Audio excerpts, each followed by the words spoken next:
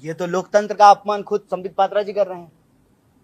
देश के leader of opposition को, जिसको जनता ने चुना है, उसको जो है आप जब कह रहे हैं तो फेलियर किसका है? अगर आप मुझे गद्दार कहें तो ये जो है सरकार में बैठे हुए लोगों का फेलियर है ना, कि अगर मैं गद्दार हूं तो जो है फिर कानून व्यवस्था किसका है, गृह मंत्री किसका है? ये सवाल तो इसका मतलब संबित पात्रा जो है जय शाह के बाबूजी पे उठा रहे हैं। डैडी डैडी क्या कर रहे हैं? डैडी कुछ कर रहे हैं कि नहीं? डैडी गृह मंत्री है ना। तो देश में अगर कोई गद्दार है तो डैडी जी क्या कर रहे हैं? आईपीएल खिलवा रहे हैं बेटे से। डैडी को कार्रवाई करना चाहिए। एजेंसियां हैं, रॉ है, आईबी है, पुलिस है, वो तो पार्लियामेंट्रियन है, लीडर ऑफ अपोजिशन है।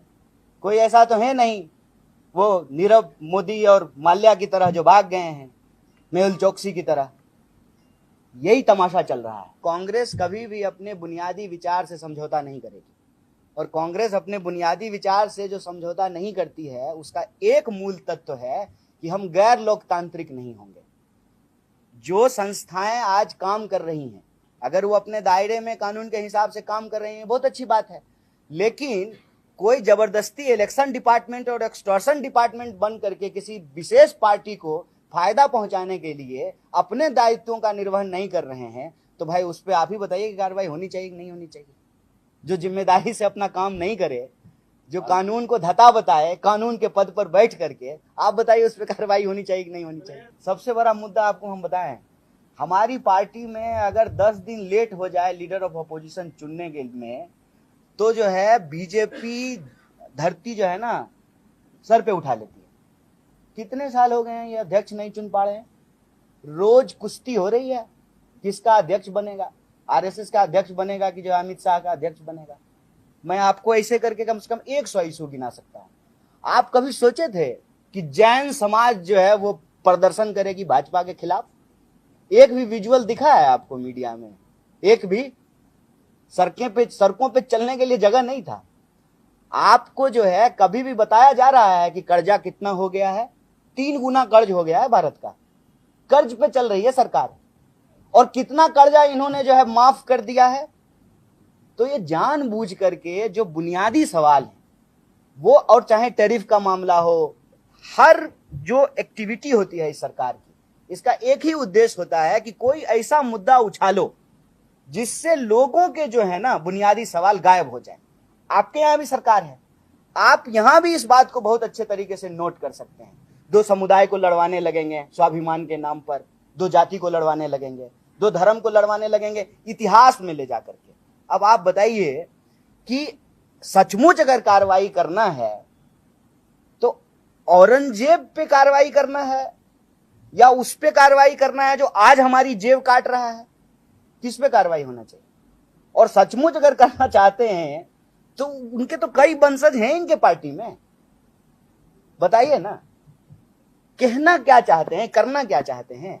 मुख्य सवाल यह है कि इस देश में ये किसी भी विपक्ष की आवाज को बचने नहीं देना चाहते, और एक बार लोकतंत्र में विपक्ष नहीं बचेगा तो लोकतंत्र भी नहीं बचेगा।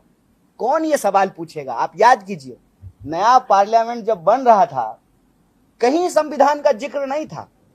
ज्यों ही इनके 400 पार के गुब्बारे का हवा निकाली जनता, त्यों ही जो है संविधान लेकर के आए थे इस बार शपथ लेने के बाद। तो लोकतंत्र में विपक्ष का मजबूत होना लोगों के लिए बेहतर है, और विपक्ष जो है कोई भी अपना काम ठीक से ना कर पाए, इसीलिए जो है इस तरह की जो है ये राजनीतिक भावनाओं से कार्रवाई करते हैं। अभी अहमदाबाद में हमारा शानदार सेशन हुआ, और गुजरात में अहमदाबाद में साबरमती के किनारे कांग्रेस पार्टी का सेशन हो, ये तो बर्दाश्त नहीं कर सकते।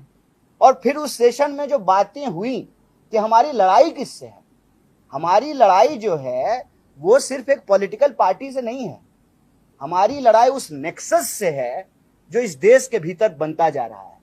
प्रधानमंत्री जी, उनका मित्र मंडली, और उस मित्र मंडली में कौन है? उस मित्र मंडली में वो लोग हैं जो पोर्ट नहीं बनाए, जो एयरपोर्ट नहीं बनाए, सीमेंट नहीं बनाते हैं, सेब नहीं उगाते हैं, बिजली नहीं पैदा करते हैं, सब कुछ का मालिकाना हक उनके पास चला गया। और ये जाता कैसे है? जिसके पास है पहले उसके घर पे जांच एजेंसियां जाती हैं, उसको इनकम टैक्स, सीबीआई, ईडी से पहले डराते हैं, तो उसके पास दो ही ऑप्शन बचता है, या तो भाजपा से जाके समझौता करे या जेल जाए। और ये कार्रवाई हमारे आंखों के सामने रोज हो रहा है।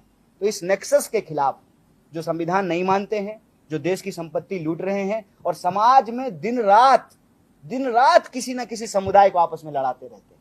अभी आपने देखा, कभी किसी जाति को उसके स्वाभिमान के नाम पे, कभी किसी जाति को उसके स्वाभिमान के नाम पे उसका झगड़ा कराते रहेंगे। तो ये अंग्रेजों की तरह फूट डालो राज करो की नीति पे चल रहे हैं। अंग्रेज करते थे फूट डालो राज करो, ये कर रहे हैं ध्यान भटकाओ राज करो। लोगों को आपस में लड़ाओ, देश की संपत्ति को अपने मित्र मंडली के पास पहुंचाओ, और आप समझौता कर लीजिए एक बार, बस एक बार समझौता कर लीजिए, आपके ऊपर सारी आपराधिक कार्रवाई समाप्त हो जाएगी। राहुल जी अमेरिका में जाके इलेक्शन कमीशन को कॉम्प्रोमाइज्ड बताते हैं। वो कहते हैं कि महाराष्ट्र के चुनाव में जिस प्रकार का मतदान हुआ वो एक तरह से फर्जीवाड़ा था। महाराष्ट्र में भारतीय जनता पार्टी को और उनके अलाइज को जीतना नहीं था, और कहीं ना कहीं इलेक्शन कमीशन ने हमारे साथ समझौता किया। मैं राहुल जी से पूछना चाहता हूं, राहुल जी झारखंड भी तो उसी समय चुनाव हुआ था, क्या आपने इलेक्शन कमीशन के साथ झारखंड में समझौता किया था? आप एक बार सोरेन जी से पूछिए, क्या उन्होंने समझौता किया था इलेक्शन कमीशन से? प्रियंका वाड्रा उसी चुनाव में जो बाई इलेक्शन हुए थे, उसी समय उसी कालखंड में जो बाई इलेक्शन हुए थे, उस बाई इलेक्शन में वो जीत के सदन में आई पैलेस्टाइन का बैग टांग करके। आप बताइए, क्या प्रियंका वाड्रा ने रॉबर्ट वाड्रा की मध्यस्थता से इलेक्शन कमीशन के साथ कोई कॉम्प्रोमाइज किया तभी उसकी जीत हुई, या वो अपने मेहनत पर जीत कर आई? नेशनल हेराल्ड का केस चोरी का केस नहीं है, डकैती का केस है। 5,000 करोड़ की प्रॉपर्टी का मात्र 50 लाख रुपए देकर और 440 करोड़ रुपए का इनकम टैक्स गबन करके उसे चोरी और भ्रष्टाचारी नहीं कहते हैं, वो डकैती होती है। मां बेटे ने डकैती की है, और डकैती करने के बाद इनकी इतनी हिम्मत है कि विदेश की भूमि में जाकर आप हिंदुस्तान के लोकतंत्र के ऊपर उंगली उठाते हैं। राहुल गांधी, आपसे नहीं हो पाएगा हिंदुस्तान में राजनीति, तो जाकर के किसी और देश से चुनाव लड़िए, मगर जिस थाली में खाते हैं अगर उस थाली में आप छेद करेंगे तो आप देशद्रोही कहलाएंगे।